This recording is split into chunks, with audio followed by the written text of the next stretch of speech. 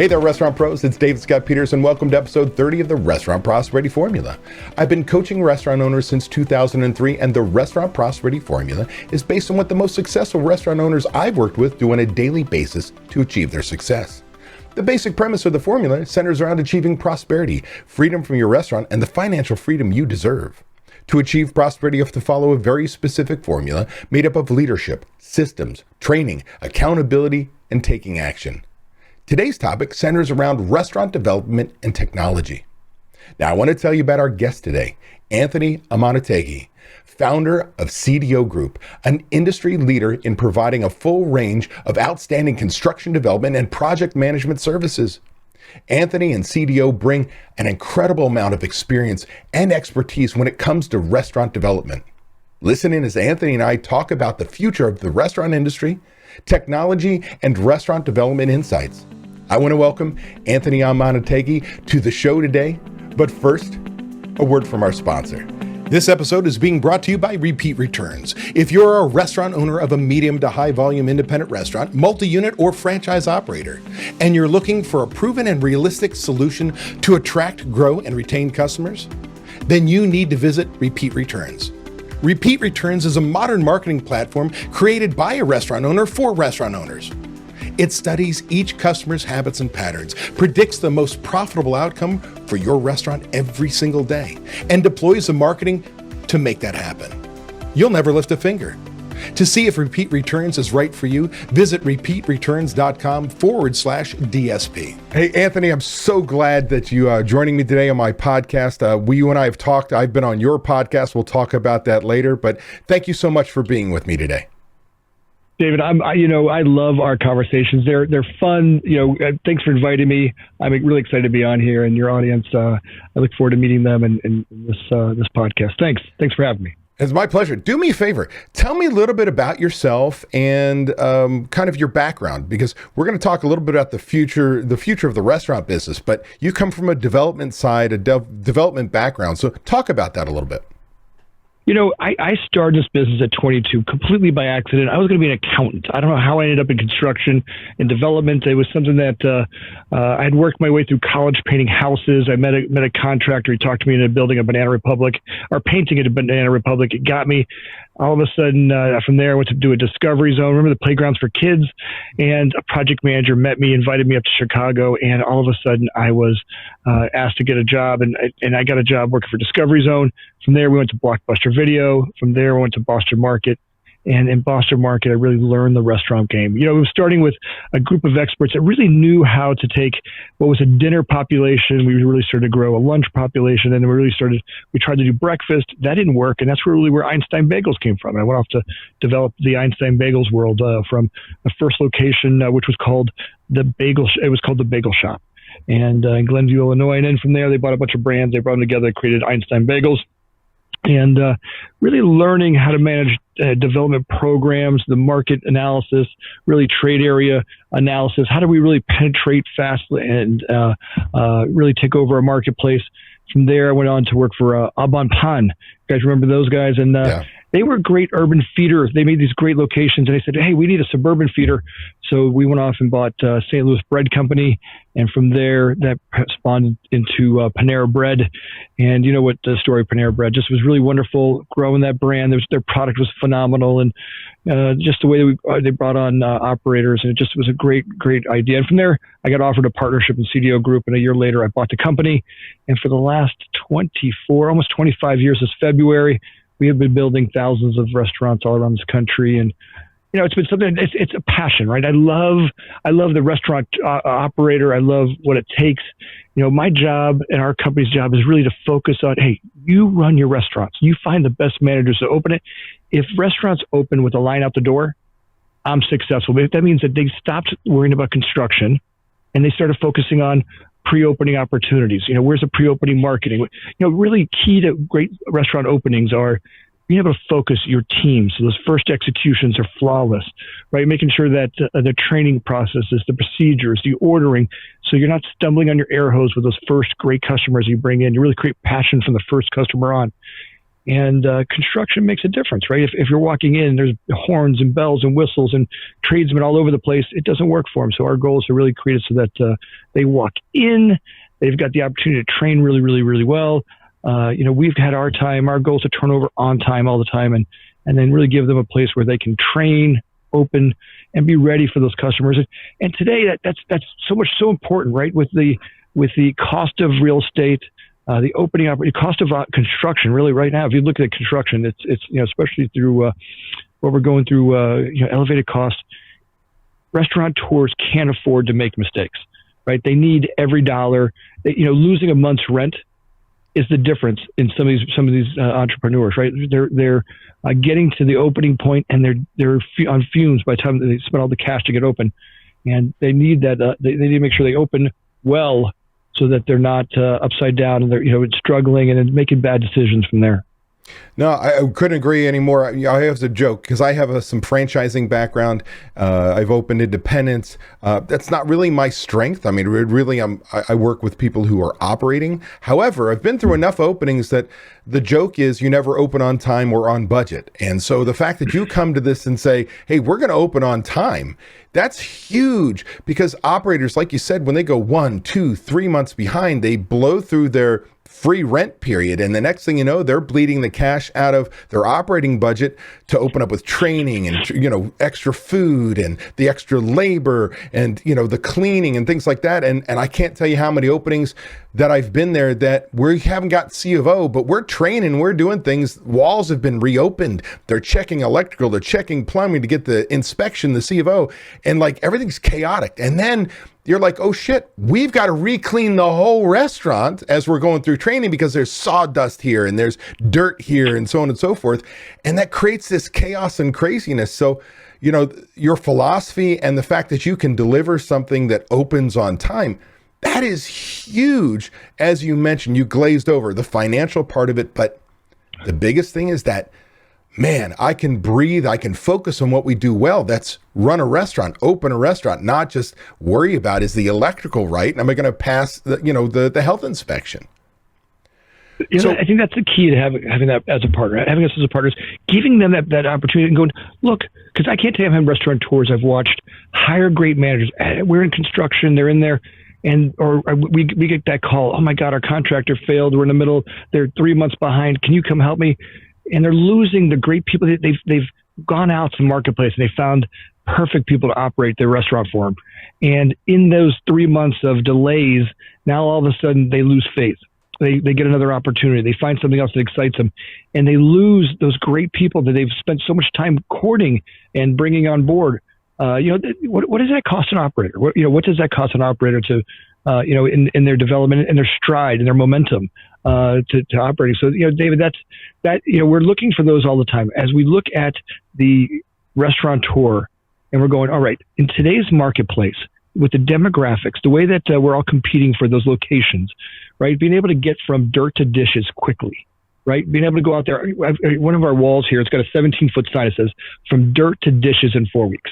Now, look, that's a really big goal, right? To do ground up buildings. But today, what we're working on is we've got to be able to help the entrepreneur with, as the marketplace open up, as we get this data from third party, we're getting more data today than we've ever had before.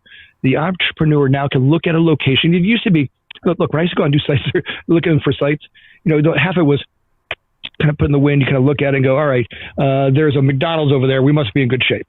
Right. There must be people in this neighborhood. And that's really what we're following them. Today, we can look at household income, the amount of data points that we can collect on a marketplace and what's coming at us, right? What the data points that are coming to us through third-party delivery companies, through Amazon, through Google, all the analytical stuff that we have where people are, the trends that are happening, where they live, where they work, how they drive. Now the job is for the entrepreneurs to find out where their demographic is and put the restaurant right in their path of travel.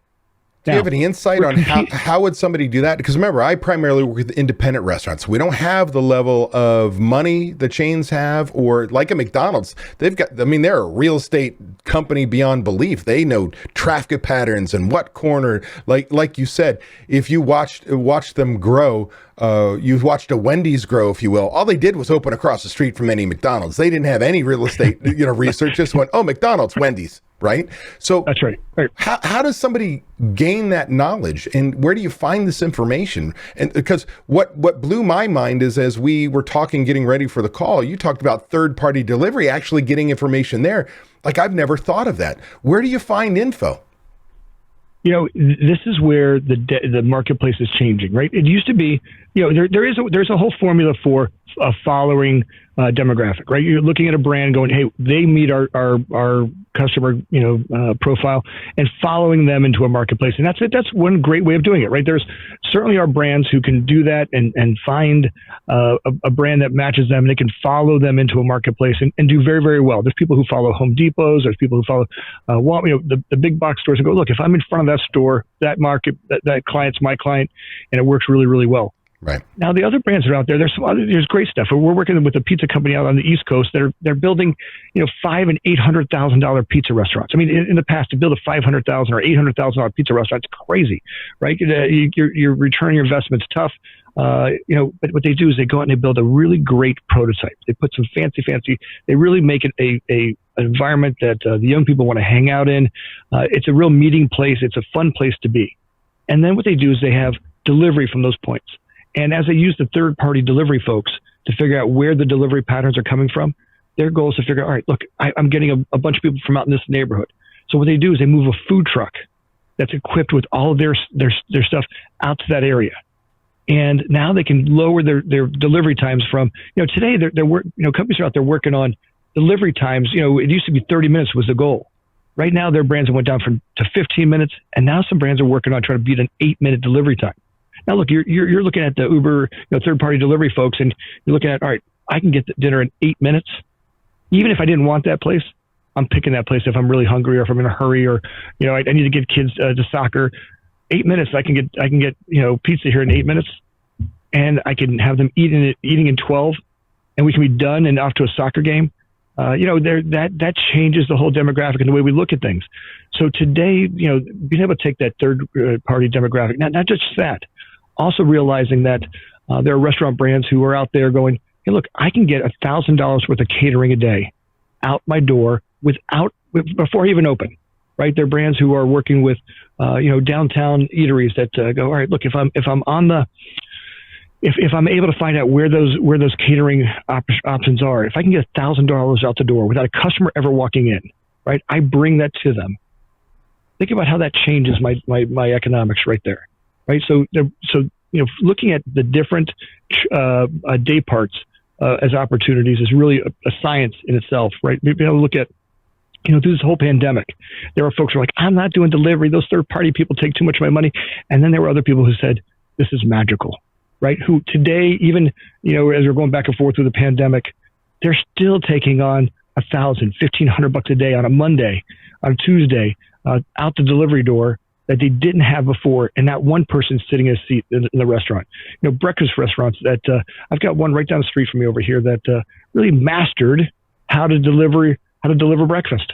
Right? I mean, you're sitting at home, you're tired, the kids are all whiny, you got friends over for vacation or something. Now you want to have breakfast, you don't feel like cooking it. All right, great. Everybody call and get on the app and boom, tell me what you want. Right? I can get pancakes. We do it here at the house all the time. We thought it was funny to get delivery breakfast, but it's kind of fun when you're in a hurry trying to get everybody ready for soccer or running for their Saturday. And they can pick, they get, my one daughter loves corned beef and hash. The other one wants pancakes. The other one wants 2 eggs exactly like this. I don't have to sit there and play short order chef in the morning. And not that I do it all the time, but every once in a while, it's kind of a nice luxury to have. And that restaurant, which we love going to, but it takes time to get there. And, the difference is you go there, you pay a tip, or here you pay a delivery charge.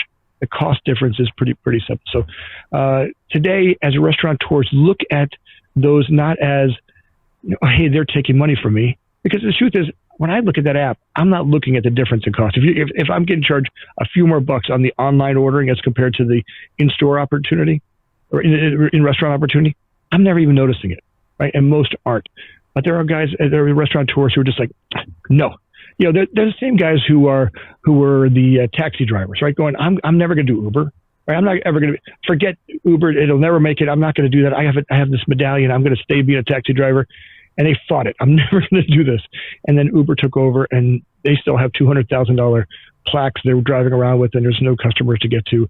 And they just weren't willing to make that evolution. And today, as a restaurateur, we've got to keep our heads on a swivel, right? We cannot, dig in. The whole opportunity about being a restaurateur is swiveling. All right, what's happening with the marketplace? Looking for opportunities that can excite and invigorate your brand, right? Here, how do you get the delivery packaging to speak your brand, right? How can you get it from being just some styrofoam crap? How do you make it so that when that bag ends up in your house, it's something that you remember the brand for, right? I'm seeing delivery stuff today that's great. Sealed bags that really make sure that the integrity of the product gets there perfectly. I was on the phone on a podcast yesterday with El Pollo Loco. They're doing some of the coolest delivery packaging out there. It really speaks to their brand, the neatness of the brand. They're really taking that digital opportunity to make a difference in their, in that economic stream they're creating, which is called, which is not impacting the restaurant, right? You're now getting, $1,000, $2,000 a day out the door without one butt in the seat, right? Now, how does that impact the restaurant? Now, they also have to make sure that they're equipped for that. Now, the restaurant brands that don't want to deal with that, kind of treat it like a secondary child or a stepchild over there, it's not going to work. Right. So let's spend some time on that. I mean, technology is really changing how restaurants run. And you coming from the development side, you're seeing equipment left and right, things that can make a difference, especially now, as you said, coming through COVID. And now we're here is, I don't know, were we fourth, fifth wave? While we're open and we're busier than ever, there is a labor shortage at the time of you and I recording this. And I've got people, my coaching members are talking about, tortilla makers and equipment that will shred chicken and equipment that will do this and flatten out pizzas and whatever, the dough balls. What are some of the technology things that you're seeing that are being put in place to take advantage of third-party delivery, to take advantage of lower labor, less skilled people, efficiencies? Are you seeing a trend out there?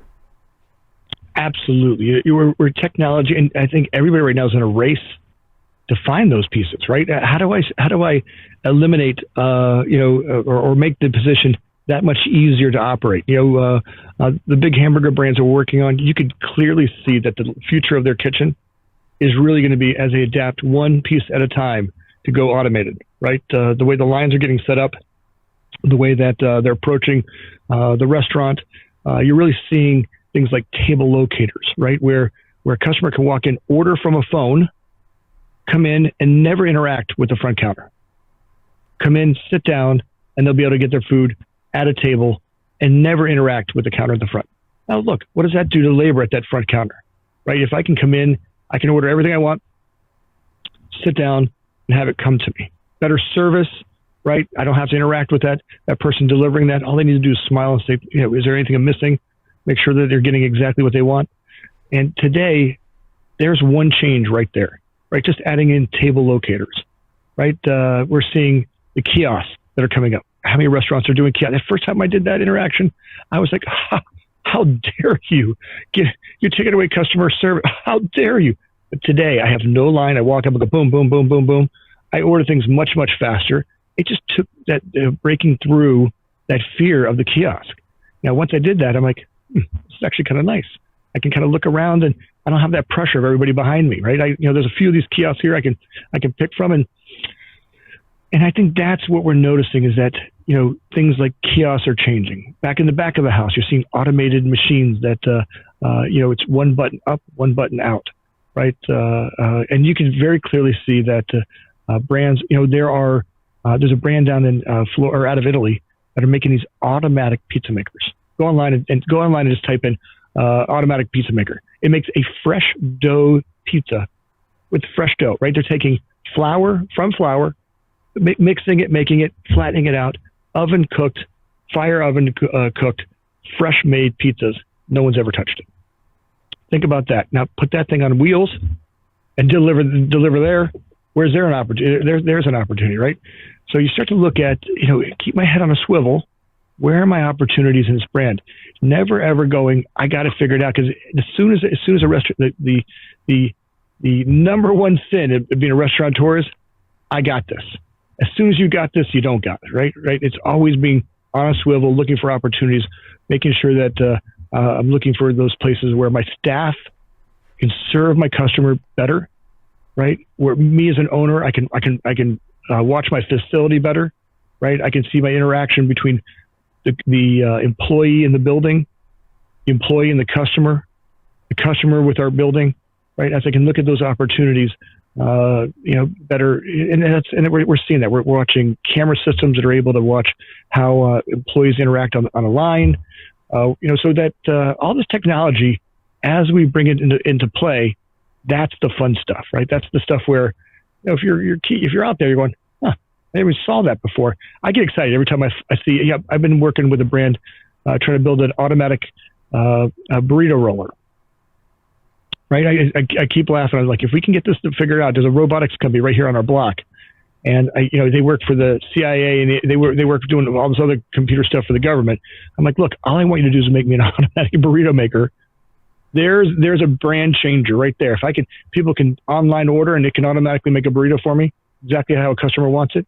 Think about where that's going as the future. How does that make it that much easier for the brand to interact? So I want to bleed into the future in a second, but I want to kind of tie in our last two kind of major questions together. And one of them is, you talked about demographics, things like that, how you can mine your third party, find out where your customers are coming from, and go there with kind of, that's where you can stake your flag in the ground, but that you had a concept that is going out there with a food truck, and not necessarily to line up people at a food truck, but in order to increase delivery speeds and find out if there is enough households, if you will, rooftops, offices that can sustain a store. I want to make sure that I'm understanding that right. Like when you talked about them having this food truck and putting it out there, it's truly just to test the waters. And you're using the third-party apps, or are they delivering themselves?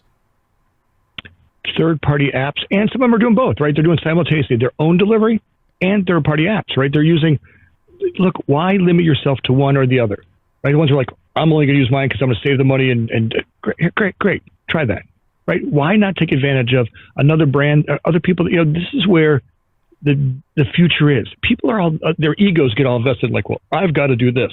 Great. Keep trying that. See if it's working out for you, right? You got to look at it and go, look, why not take the opportunity? Let the third party people that are doing the marketing for you, that are collecting the money for you, that are making this whole process. Your people don't have to interact with the customer. They're doing that for you. All you have to do is make the product like you love doing, right? The great product that you make. And look, if it's food trucks, or if it's or if it's off-premise location cooking. Right, there are brands right now that are out there working on putting locations that are in back of malls. Right, taking that C-level real estate, that piece that you never wanted before, the one that was behind the mall, the little 1,000 square feet behind a mall, but cars can drive up to it easily. Right, so third-party people can come and pick up stuff in a big parking lot. Right, but it's not in the front of the mall. You can't see it, but the rent is nothing. Right, they're hopping these things in for no money. Their equipment is movable. Right, it's some electrical outlets, some FRP on the walls, and some drop-in ceilings. And they're getting, and landlords are loving it because they're going, hey, look, I'm using this unrentable space that I didn't have before that I can now rent to a retailer or to a restaurant group, and they can use it for the third-party delivery out in the middle of a market where they didn't have a store. Right. And they go, wow, this is really working. The market, that store is sustainable. Look, I'm already getting X number of dollars, and they got to figure out what that threshold is for them. What's my threshold? When I hit that threshold, now it's time to start looking for a piece of real estate where we can put a flag. Right? Okay, and now so we can grow from that one. Now let me pull you back to the second major question we talked about is technology and how that's changing what we do. Like, are you the source and you look for it? Or is there like, how as an operator, and you may not have an answer to this question, and so it may be a curveball, How does an operator go, I need to start looking for a piece of equipment that can do this. I need to look for a piece of technology that does this.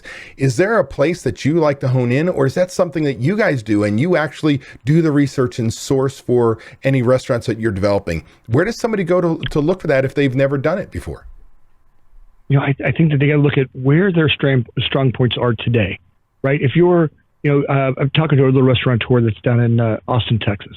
He's got this amazing, breakfast restaurant, and you look at it and go, all right, how can we take technology and impact you there, right? Is it changing the line, right? Because right now he's got a great line, it's working well, but maybe it's the third party delivery folks and getting their food out the door, right? And start looking at, all right, how do I start looking at my packaging?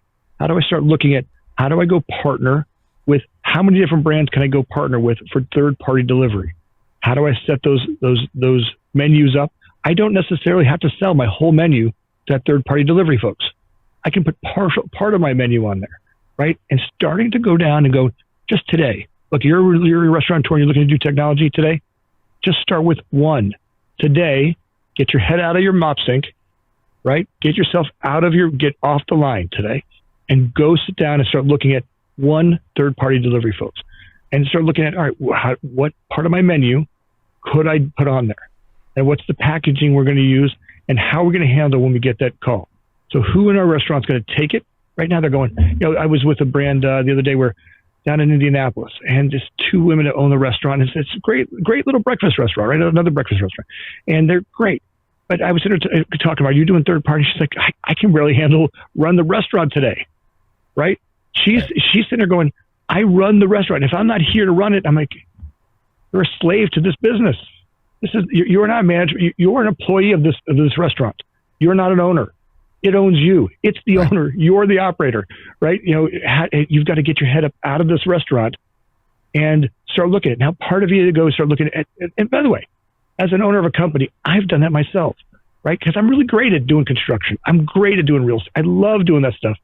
But for me to grow, I had to start letting other people do this. And it scares the crap out of me to let somebody else do it, right? As I personally grow as a man, right? I look at the opportunity and go, all right, how am I stopping my own business? And man, I go and I hired this great leadership group, and it took years to really hone in on them. And today I'll sit in my office, and sometimes I'll just feel this urge to go out there and jump into everybody's business. And I keep my door shut for a reason. Not because I don't want to interact with people, but to keep me inside the room. Right, because I don't need to be out there jumping in everybody's business, which as soon as I do that, I have the ability to walk into a room and take all the oxygen out of it, right? Because I'm great. Look, I love doing the business if I do it. But the truth is, what does that do? It serves my ego. And operators, I tell them all the time, look at yourself. Are you serving the restaurant? Are you serving your ego? Is working that hard really serving this restaurant? Or are you just serving yourself? Is there something in you that you need to prove to yourself?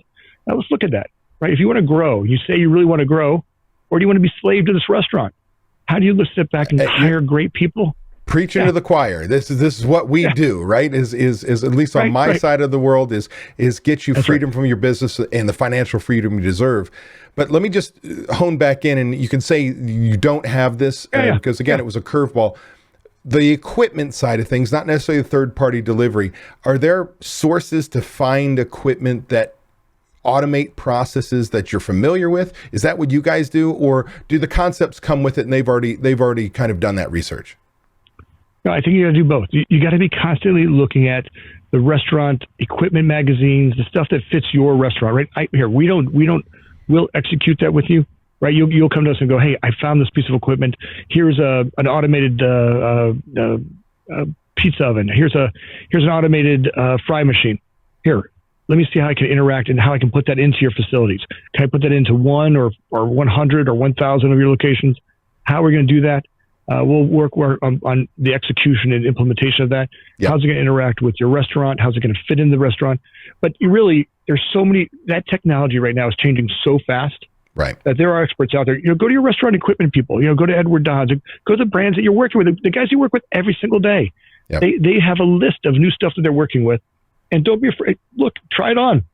It's exciting to go look at it and go, all right, maybe, just maybe I can make my line just operate a little bit easier if I figured out how to put that machine in there, right? If I can just change one piece of equipment on there, But oftentimes restaurateurs are thinking small. They're like, I don't want to spend $4,000 or $5,000 on a piece of equipment. I can't see but I'm telling you, once we start to make those little changes, it becomes part of my style, right? When I keep acting cheap and little restaurateur, I am a little restaurateur. As soon as I start thinking big, if you look at the brands that we work for, the best franchisees or the best operators are the ones who embrace the technology, the ones who are on the sometimes even on the bleeding edge of it, right? They jump in, but they're ones who remodel their restaurants first, right? When a brand says, "Hey, it's time to remodel your restaurant," they're the first. Hey, we're in. We'll do it first. And you see their numbers are always in the top of the class, right? And people are like, "Well, that's why, because they make lots of money." Well, that's why they make lots of money, because they're the ones who are embracing and looking for the opportunities to continuously change. It's the small thinkers that they're going, well, we don't have any money. You don't have any money because you keep thinking like small thinkers. And, David, when I listen to your podcast, it's one of the things I love. When are you chained to this restaurant, right? How is this restaurant operating you instead of you operating it? Right. Well, let me ask you this. All of this conversation leads to our industry is changing. And you talked about cutting edge versus bleeding edge. You're seeing what's coming down the pike, from the big chains to the independents that are truly growing in regional areas. What are you seeing as the future of the restaurant business? Because it's tough now, right? It's one of those things that labor costs keep going up. Food costs keeps going up, rents keep going up. We keep finding all these services from third-party delivery to software, and we're chipping away at our margins. And so that's where I come in and I help people put together their budgets or plan for success and finding efficiencies they've never seen before. But there are trends that are happening, and you'd be much farther ahead than I am because you're seeing what the big guys are doing, and as well as regional. What are you seeing as the future of the restaurant business? You're certainly seeing right now the interaction between technology and the restaurant much higher than ever before. Today the Instagram, Facebook, the apps that are out there today that are being able to find where the customers are at, how do they order faster, how do they show up at a restaurant and it's there, right? You can very quickly see that the brands that we're working for today are setting up for complete ordering by app, right? Being able to do everything, the brands that are out there, even the kiosks that are there are today's technology. You can see very quickly how the future of that will be. You'll order it right from your own device. People won't even have to touch anything but their own device. You'll be able to walk up and boom, you'll interact with your own device, which you know how to operate it, right? You'll be able to walk into a restaurant, your food will be ready for you. If you're picking it up to go, great. If you're going to sit down and have it, great, right? You'll have a place to sit down. It'll be ready for you. And you won't have to interact with anybody other than your device to make that happen, unless you want to, right? That'll be your choice, and the restaurants will be able to bring that level of service up. The thing I noticed, David, the most is the brands that are, some folks are out there going, my margins, look, that's always been the case. Come on, since I was a kid, you look at the restaurant world. Have you ever known a restaurateur that says they can make enough money? Even the guys who are making lots of money are like, nah, broke. It's part of the language of restaurateur, right? And yes, there is some classic stuff with today's employees are more expensive than ever before. But also there are opportunities today. There's a lot less restaurants through COVID. As we tape this today, the amount of restaurants that went out of business, really creates an opportunity for people that are in the market today to take advantage of that, right? To grab up as much market share as possible, really create the craving for their food and their product, what restaurateurs love doing, right? The part is they're so happy to sell their product and have people love their food. Great restaurateurs stand there. Now, how do I use technology to communicate that, right? Watching them take old advertisements that they did, however they were doing before, and convert them into today's technology. Facebook, Instagram, TikTok. They're not the same. You can't take the old ads from before and try to put them onto those marketplaces. It doesn't work. Today, Instagram followers are different than the Facebook followers and the TikTok followers, and we got to interact with them differently, right? Being able to go in there and interact with those customers, in a much different way, and make sure you gear towards that customer. Really create that craving from their level, wherever that level's at. Then you get into the third-party delivery folks, making sure that the third-party delivery folks that are, if they're ordering through those folks, making sure that the delivery folks can get in and get out. Nothing worse than having a delivery driver get to your place and have to sit there for 20 minutes waiting for your product, right? It sets when they go, oh, I got to go to that brand again, right? You want to make it so that those delivery drivers crave coming to you because your customers love getting your food on time and they tip them more, right? They get there. You are the best brand out there taking care of the third-party delivery folks. In fact, when you get there, hey, you want a bottle of water? Hey, can I get you something to drink? What can you do as a brand to make third-party people love delivering your product, right? How do you embrace them rather than looking at them as an enemy that's taking your margins from you, right? How do you look at them as a partner? They love coming to your brand. They become your brand spokesman. They deliver with a smile, right? Making sure that, or they just wait for 20 minutes for your food to get out. They got there and it's like, right? Now the customer's mad at them, mad at you, mad at, and now the next time they see that ad that come up, they're like, I don't want to do that, right? And start to look at those. How does your restaurant really look at those opportunities and service them well, right? So maybe I can't. What I don't want to do is have there's less people in restaurants during this pandemic, right? So all of a sudden you got one person, a handful of people, 25% of the people in your restaurant, and you get this fury of online orders, and the people in the restaurant suffer, right? They're sitting there going, there's no one in the restaurant. Why is it taking me, 30 minutes to get my meal, right? And they're looking at it going, you can't do that to them, right? You got to make sure that you're looking at it and getting above and going, all right, how am I going to handle this, right? Making sure that there's a pizza restaurant right down the street here. They do $5 pizzas on Tuesdays. They get hundreds of orders online. But during the pandemic, they were going through this place where they didn't have people in the restaurant. And all of a sudden you got all these online orders. And he's like, all right, how am I going to handle this? I don't want those people to suffer. So you just got to make sure that as those orders come in, how does your restaurant staff understand how to prioritize those, right? So that they're serving the online, right? Keeping that order going. And now they've done some smart things. They know when their peak is. They're now using their technology. They're looking at their demographic. They're looking at their model going, all right, it's from 6:35 to 7:40. We're getting this major peak, and they get ready for the peak. Right? They're getting the shelves ready. They're getting the dough ready. They're getting the stuff they need to do so that they can handle the peak better. Again, instead of sitting there waiting for it to happen, there's the old fisherman sat out there with a bobber, right? And they're waiting for the fish to come by. Yep. They're spear fishermen. They jump in the water. They got a spear gun. They go chase after the fish, right? How do restaurateurs go and chase after your fish? Right? How do you jump in the water, stab a fish, put it in your mouth, stab another one, put it in your mouth, get three, come up with three of them instead of walking out there waiting for one to come by, right? There's where the opportunities. How do I do that? So for all intents and purposes, it's the theme of everything we've been talking about. It is embracing technology, thinking outside the box, finding ways. It's kind of like, if I were to summarize what I think we're talking about here is stop being a prisoner to your business and start thinking strategically. How do we capitalize on the software? How do we capitalize on equipment? How do we keep delivering the guests the best experience possible with the changes that are going on versus being stuck and not be willing to invest in your business, not be willing to change how you do things, or again, bring on these things that may cost us more money. And the nice part about those people who work with me is we're putting together budgets. If you're going to bring on that piece of technology, we can truly say, this is what your return can look like, or this is what it's going to do to lower your labor cost. And you're going to have return on that in 6 months, 1 year, and then it's going to explode, that you can make good decisions based off your numbers. But what I'm really hearing is our industry is changing quickly. And you've got to think strategically, not be fixed in how you do things. Am I missing something, or is there something else that I should be taking away? Absolutely. It is for sure being in the mindset of standing up and being looking for opportunities in the change.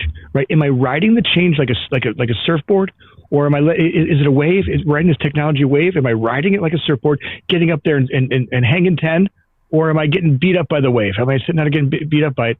And you're exactly right. Standing up as an owner-operator, looking at it going, how do I do this? And it becomes a mindset, right? Once I open that door, I start looking at budgets to look for new equipment, right? All of a sudden I start looking at it going, how can I market different? How do I bring on a different marketing group that, as I start to look at equipment, I start looking at, once I get in that mindset of change, I take the same mindset and I bring it in from equipment, I bring it into advertising, I bring it into operating. It becomes a way of being rather than the way I used to be, right? If I keep doing what I've been doing, I keep getting what I've been getting, right? And that whole change, it's a great evolution.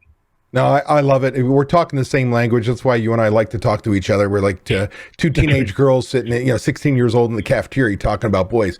It's like, mindset is the major deal. Like my evolution as a coach from 2003, when I started, it's about systems, profitability. Oh yeah, managers, and then you.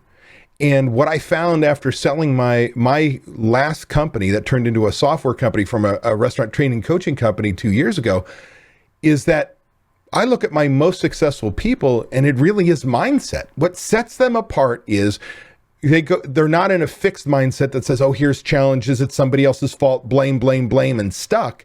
They have a growth mindset and go, oh, it's challenges. Shit, I can outlearn that, think that. Like there's always a solution. Yeah, they have the same challenges. Yes, they have days that they, want to do some one of their vices to feel bad about themselves. But the next day they pick themselves up by their bootstraps and go, this is the way we're going. I'm leading my company forward. And, it's always great to hear that, that is the right sauce. For whether we're talking about development and equipment and technology, budgets, running your business, it's your mindset as an entrepreneur is truly thinking there's always another way to do it and I can always improve. Am I missing anything there? Absolutely, David. We're malleable as owners, operators. How malleable can I be? How do I look at myself every day and go, all right, the way I was before was great, but if I'm going to go somewhere different, and being around people that do that, right? Companies like yourself that come in and challenge me. If you look at our CDO group, I have a coach that comes in. We have different kinds of coaches that come in here every quarter. There's a different coach in here. We got ones that work on our staffing. There's ones that work on our finances. Ones that work on our health, right? And I bring them in to challenge us because if we don't continue to challenge, and I mean mind, body, soul of the company, right? Look, if I look at the accounting part of principles and go, all right, we're just going to look at those, right? Now, what about my people? What about the people's health? Right? Today we work on their bodies, right? How do we look at the way people eat, the way they work out, the way they're human, the human that comes to work every day? How do we make them better, right? So as we look at those, go, all right, that's an opportunity, or how do we look at our diversity? How do we work as a group and how do we work together? How do we take the knowledge of different people to a solution, right? And bring coaches in to help us create communication around that. And how do we language and opportunities for that? So that's the challenge, right? How do we be malleable, right? The part of us that has coaches like you come in and go, look, challenge yourself here. And once that mindset starts happening, right, it becomes a way of being. Where I start waking up at 4:00 in the morning, 4:30 in the morning, and all of a sudden I'm like, well, I'm working out hard, right? This morning I got 5 miles in before I even got to my first meeting at 6:30 with a group of people that group of people really helps me really work on being malleable, right? As a group, we challenge something every single day, and we look at how do we take that into the day, and then by the time I get to my actual work day, this group of leaders has really challenged me to be. To be more to look at opportunities for me to change. So I love that. Let's string that into, and I don't mean to cut you off, but what makes CDO Group so different is you and your leadership and what you talk about. But tell our listeners, what is CDO Group? What do you guys do? Because already, you think about just you as the leadership and on down, what a different philosophy from being on time to developing your people, wanting to become better all the time. Like, who doesn't want to be attracted to a company like that to do development for them? What does CDO do? CDO Group for 24 years has built the fastest growing brands out there. We work with not just the fastest ones, but we work with entrepreneurs and say, look, you do what you do, and we're going to handle your development needs. We're going to find you the locations. We're going to negotiate the leases. Most entrepreneurs come to the market and they go, I make great pizzas or I make amazing food, but they've never negotiated a lease. They have no idea if they're getting taken. They're brokers. I've still today have never been a broker who doesn't have their perfect location in their portfolio today. And you're like, stop. Let's look at, before you get suckered into a bad lease. The number one place I can save a restaurateur money It's not in the construction. It's in negotiating a better lease, right? I look at lease deals every single day and go to myself, especially today with developers that are losing tenants by the handfuls every quarter, right? And how do I negotiate for a much better delivery, right? The number one thing I can do, I can squeeze an electrician, a plumber, an HVAC guy for a couple % in construction, right? I can get them and go, all right, look, if you get this, I can squeeze it for a little bit. The number one place I change the numbers is getting a better delivery. If I get a better box, right? If I get the utilities, the HVAC, the gas lines, the water lines, the bathrooms. If I get the thing, would you rent a house without electricity? No. Would you rent a house without air conditioning? No. Yeah. Why would you rent a restaurant without that? Right. Why would you take a space and restaurateurs get suckered into the deal all day long? So, somewhere, developers had the upper hand. They did for a long time. They had the upper hand, and today restaurateurs have it. Look, they've got it. Today, I'm looking at malls that are completely pop-up malls. There's not a tenant in them. We just went through a tour of pop-up malls, right, where the restaurateur, the restaurants are the attraction. They're building great restaurants where that's the draw for the mall, right? They've got restaurants and they put a zoo or something, some attraction for the people to come to, and the retailers are pop-up. Today, retailers are realizing, hey, look, I just need to go to and they have that technology now. They can find out, all right, look, if I'm Nike, I can look and go, all right, David's a runner. Great. Where are all the Davids? Where are all the Davids in this community? They're over here. Right? Let me go I got this new shoe that I want to come out. And great, I want to have this new running shoe for David and all David's friends that run like David. But I also want to look at David's kids and his wife. And then I can figure out ways to social media attack them. Right. And they can go and do these pop-up stores that get huge. They can spend lots of great money in creating this experience in a pop-up store. And once they get them to see the product, now they can go back to online sales. Right. All they need them to do is feel their product for the first time, and they want to have experience with us. So they can spend more money. Instead of spending the money they did on the 20-year lease, they now do this amazing pop-up store where they can have a great experience with their opportunity. And the anchor is the restaurants. Right, the restaurants are the guys who are sticking in there and making that developer what it has. So now think about your negotiating skills. When you go to a restaurant, when you go to a developer and go, hey, look, I'm going to put a great restaurant in here. Here's the brand you're going to get. I bring with me this craving, right? And by the way, I'm going to build a first-class looking restaurant. You're going to be proud of it. It's going to be centered in the middle of your development, and people come here will get that your development is a great development because I put this restaurant here for you, right? I'm going to serve those people really, really well. And the retailers that come in here are going to want to be part of this restaurant because my brand's here with you. Now, when I negotiate with you, here's what I need to do to be a successful restaurant. I cannot walk in here and build your building. I need you to give me the air conditioning I need. I need to have the power. I need the gas line, the water line. I cannot go across the highway to bring a gas line over here. That does not work in my development cost. I cannot spend $30,000 to go bring a gas line over here. You needed to bring that to my space. I look, what's in the walls, I'll take care of that, right? My look, feel, my equipment, I'll do that. But you got to give me the stuff that's fair, right? The old days when it wasn't fair before. Restaurateurs sucked up, developers would half bake a mall, and you move in and have to finish.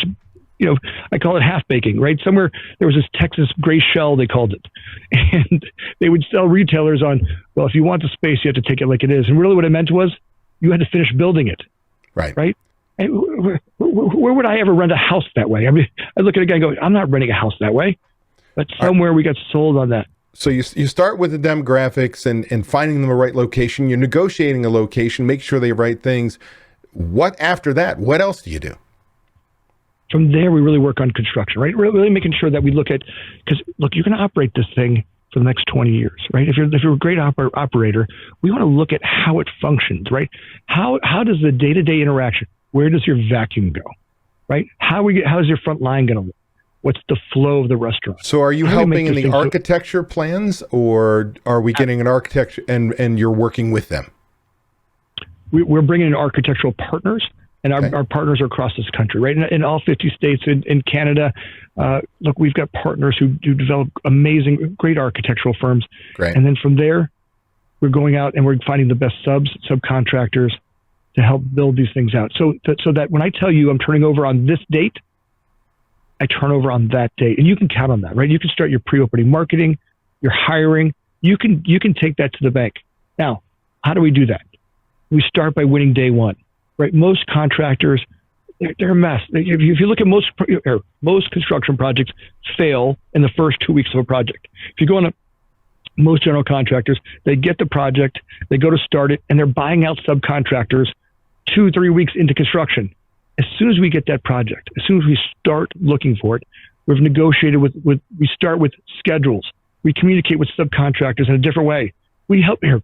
As a general contractor, we don't take advantage of subs.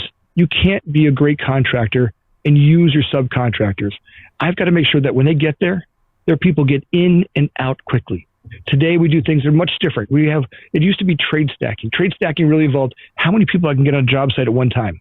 Right? How can I squeeze an electrician over here, a plumber over here? But with the COVID and all the stuff that's going on, you can't get that many people on a job site today. Now we do what's called shift stacking. Now we have people that some guys will start at 3 o'clock in the morning. There's old timers that love getting to work early. They want to be out for traffic because they'll get in at 3 o'clock in the morning. They're out before lunch, right? They're in and they're out. Then I got the baby boomers who love playing video games until 2 o'clock in the morning. They don't want to be until 10. Great. We don't need you here until 10. But today with the way we project manage, I can see job sites much clearer than ever before. I know exactly where it used to be. If you and I didn't get to the job site at the same time, inevitably the electrician was going to go work on this wall over here. And there'd be a drywall stack there. And you're like, I can't work on the wall. But today I know schedules better than ever before. I can look at a schedule and really look at where people are going to be, where I put equipment, how I operate the job site, so that the material that we're moving, the material that we're bringing onto a job site is in a spot that makes sense. No, that's fantastic. No worries. So, again, kind of going backwards, you're a full service, almost, it's just probably not the right word. You're a boutique developer in the sense that I don't need to go find all my individual pros, because it's a big deal to find a good restaurant architect, to find somebody who understands how to lay out a kitchen, to find somebody who can do real estate and find my demographics and negotiate, somebody who can manage my contractors, find the right contractors, make sure I open on time. Like, you are full service. You're doing all of that in the project. Turnkey. If you look at the brands, the operators that we work for, we have partnerships with them. You have a passion for your restaurant. Bring them your passion to me. I love when I meet the right group of people that are looking to build a restaurant. We offer so much value in that the way that we look at it for them. Look, you focus on making sure your menu day one is perfect. You make sure that your staff is trained day one perfectly. I promise you, we'll turn over our restaurant exactly like it needs to be turned over day one. You're not going to be operating inside of bells and whistles and inspections and inspectors walking on. That's not going to happen, because that's not fair to the operator. What does that cost you when you're turnover? Is there just so as people listening to you got people who have $350,000 pizza place sandwich shops to people of $10 million breweries / restaurants, and multi-location, single locations as independents. Is on the independent side, because that's primarily who I work with, right? The chains have their operations team and so on and so forth. I'm kind of that franchise operations team that an independent doesn't have, for all intents and purposes, systems, a support, and so on. For an independent operator, is there a level of restaurant sales volume size that is more of a perfect fit for you, or is it come one, come all, we can handle it? Where do you find that you are the sweet spot? Who is that operator? What do they look like? The operator for us, where we add the most amount of value, is in that one-off restaurateur that starts off saying, hey, I'm going to start, my goal is to grow. I always love the guys that say, hey, I want to do 50 stores, but they haven't opened one yet. I'm like, let's just get one done right. Then we'll get 2 done right. And then we'll get 3 done right. And I promise you, we'll get to the 100 stores for you. But let's, we're working with a brand right now that's doing this great chicken restaurant. Let's get your first restaurant open, and then we'll get your second one open, and then we'll get your third one open. But opening one successful one at a time. Let's not make sure that you're not standing on your own air hose, right? We don't want to go looking at 10 locations. And then, the number one thing I see where restaurateurs fail is trying to grow too fast without the systems in place. Right. I watch brands, try to grow the number of restaurants that they're doing. At the same time, they're changing their menu. At the same time, they're changing their day parts. Let's focus on one thing at a time. Let's either grow, and then as we do, and then we get to a certain marketplace. Let's make changes strategically, right? We can really. I watch it all the time where we confuse the growth of a company with the time to change everything. And I'm saying to you, look, let's focus on one thing at a time. If you want to grow your locations, if you're a one-off guy, let's get one open. Let's get it up and open and operating great. Once we get close to opening, you feel like you're ready to start looking, we can start looking for 2 and 3. But remember, if we're looking for number 2, we got to be, anytime we're looking for locations, we got to be looking at 4 or 5 locations at a time. In order to do that, it takes a little bit of work, right? In order to really negotiate great leases, you can't be stuck to one deal. We got to be looking at 4 or 5 locations in a marketplace that you want to be in, right? Especially that first location. We want it close to your home, around where you live, easy to get to. If you're a first-time open restaurant tour and you're driving an hour and a half to get to your restaurant every day, it's not going to be successful. It's going to hamper your ability to be successful, right? It really adds a lot of stress to you. 3 hours of commuting back and forth to a restaurant isn't a great way to live, right? So our goal is to find you something that's close to where you live, right? So you can get in and out of it every day. So it's in your path of travel. And then we'll get that one. Let's get that one to win. And then we'll start looking at number 2 and number 3. And once we get a team of people, we get to 3 or 4 of them, we get a team of people that are working for you. Now we can go a little bit faster. Right now we've got systems and we've learned how the restaurant operates. We understand that we need this oven, right? Because when we want to put together our training manuals, we understand we want to be able to set it at this temperature, at this degree, and it operates this way every single time. Now that's going to take a little bit of growth, right? It takes a little bit, especially when you're growing. Now, right. A lot of times I also tell people, learn to say no. I can't tell you how many operators think that I have to make every change every single day. A lot of times it's as much saying no. Look, I don't need to do that right now. My menu right now is great. This is working. So really, now, what's interesting is the clients you attract. It's a mindset thing. They've got the right mindset. I mean, it's the same thing we've talked about. It's not the person who goes, "Hey, just open me a restaurant and I've picked it." And it's like you have a growth mindset, whether you're going to have the one location or multiple. The fact is, you're thinking, "I'm going to expand this and make this. This is my prototype, if you will." Really thinking about it from start to finish as this is something that can grow, and that's pretty cool. Awesome. How would somebody contact you if they wanted to learn more about what you and your company do? Really easy. Go to cdogroup.com. It's always the easiest way to get to our company. If you want to get to me, I'm Anthony at cdogroup.com. It's a pretty easy email to remember, right? Remember, we're there. There's a group of people that will greet you. If you want to get to me, just let them know that you want to get to Anthony at CDO Group, and that team will get you to me. Thanks. Now you've got your own podcast. You've had me on as a guest first, so I want you to tell people about the podcast, because everybody, if you're listening to this, then you're somebody who likes to gain information and grow. Talk about your podcast, how they'd find it. Go to any of the major podcasting networks, and Spotify is a great one if you go on there and look for the Future of Development podcast. Right, the Future of Development podcast. We've got some great episodes on there. David was on there. It was so much fun having you on there. I've got lots of great reviews from that one. And we're always talking about this growth mindset. The opportunities, taking technology and implementing them into the restaurant world, into the construction world. How do we take technology and embed it and use it for our benefit? And you'll find a lot of that there. And I'd love to have you guys come over and join. We'll put a link in here, and we'll have you come over and join us. Fantastic. Well, I really appreciate you taking the time to share your knowledge, get people excited about, finding a location, opening it the way it really should be done, let alone on time, which is crazy to me. Is there anything parting thought you want to leave people with? David, I want to say thank you. I love, you and I have these conversations that they tickle me inside. I love having the conversations we have. If you're an entrepreneur and you love restaurants as much as I love building them, call me. Look, even if we don't work together, if it's just a matter of having a great, passionate conversation, call me up. Look, I love this business. I know that if you're listening to this show, you love this business too. You're looking for ways to continue to change. And David, what you do and your group does, really does change the ability for entrepreneurs to be successful. And I'm grateful to be on this show. And thanks a lot.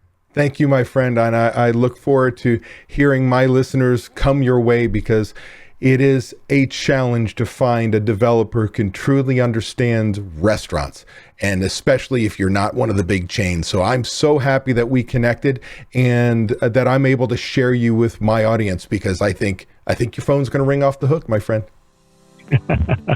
Thanks a lot, David. I'm grateful. Thanks, man. Hey, that was an awesome episode. I want to thank you for taking the time to take action on building a better, more prosperous restaurant. Before you go, I want to give you these 3 thoughts. 1, by combining leadership and taking action with systems, and training being checked by accountability, you are on your way to creating prosperity for you and your restaurant. 2, I have something I need from you.